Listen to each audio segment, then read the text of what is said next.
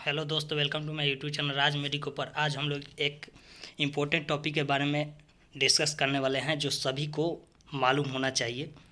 हमारे बॉडी से रिलेटेड कुछ मेडिकल टर्म्स हैं जिसका मिनिमम और मैक्सिमम रेंज कितना होना चाहिए, इनके बारे में सभी को जानकारी होना चाहिए। इस चैनल पर नए हो तो चैनल को सब्सक्राइब कीजिए और चैनल के बेल आइकन को ऑन कीजिए ताकि मेडिसिन से रिलेटेड जो भी वीडियो अपलोड करूं उसका नोटिफिकेशन सबसे पहले आप लोगों तक पहुंचे। तो चलिए वीडियो को शुरू करते हैं। सबसे पहले हम जानते हैं कि हमारे शरीर में ब्लड प्रेशर का रेंज क्या होता है। सबसे पहले ये जानते हैं कि हमारे शरीर में ब्लड प्रेशर दो टाइप के होता है। एक होता है सिस्टोलिक, एक होता है डायस्टोलिक। सिस्टोलिक जो होता है वो ऊपर वाला भाग होता है, यानी ऊपर का प्रेशर होता है। डायस्टोलिक जो होता है वो नीचे का प्रेशर होता है। तो हमारे शरीर में जो नॉर्मल ब्लड प्रेशर का रेंज है वह यानी कि सिस्टोलिक 120 होना चाहिए और डायस्टोलिक 80 होना चाहिए। यानी कि 120 हमारा सिस्टोलिक होना चाहिए और 80 जो होना चाहिए डायस्टोलिक होना चाहिए। यह हमारा नॉर्मल ब्लड प्रेशर रेंज है। अगर किसी व्यक्ति का ब्लड प्रेशर सिस्टोलिक 130 है और डायस्टोलिक 85 है तो हम इसे कह सकते हैं कि यह नॉर्मल ब्लड प्रेशर है।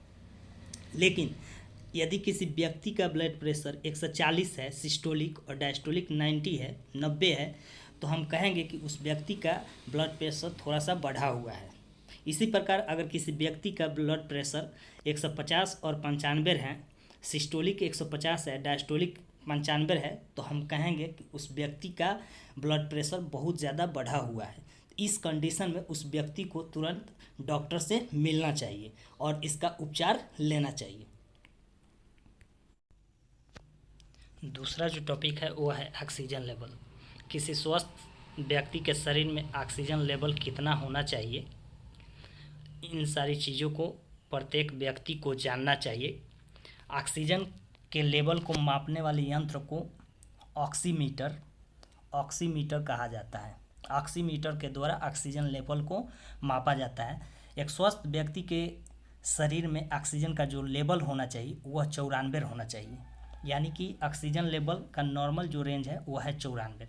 अगर किसी व्यक्ति का ऑक्सीजन लेवल 95 से 100 के बीच में है तो कहा जाता है कि इसका ऑक्सीजन लेवल बहुत अच्छा है। किसी व्यक्ति का ऑक्सीजन लेवल 90 से 93 है तो कहा जाता है कि ऑक्सीजन लेवल ज़रा सा उस व्यक्ति का कम है।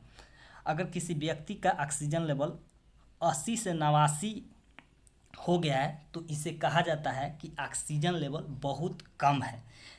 इस कंडीशन में डॉक्टर की सलाह पर एडमिट हो जाना चाहिए।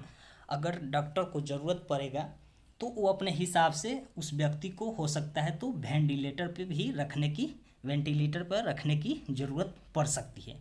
तो इस तरह से इन सारी चीज़ों को प्रत्येक व्यक्ति को जानना चाहिए कि उनका ऑक्सीजन लेवल कितना होना चाहिए।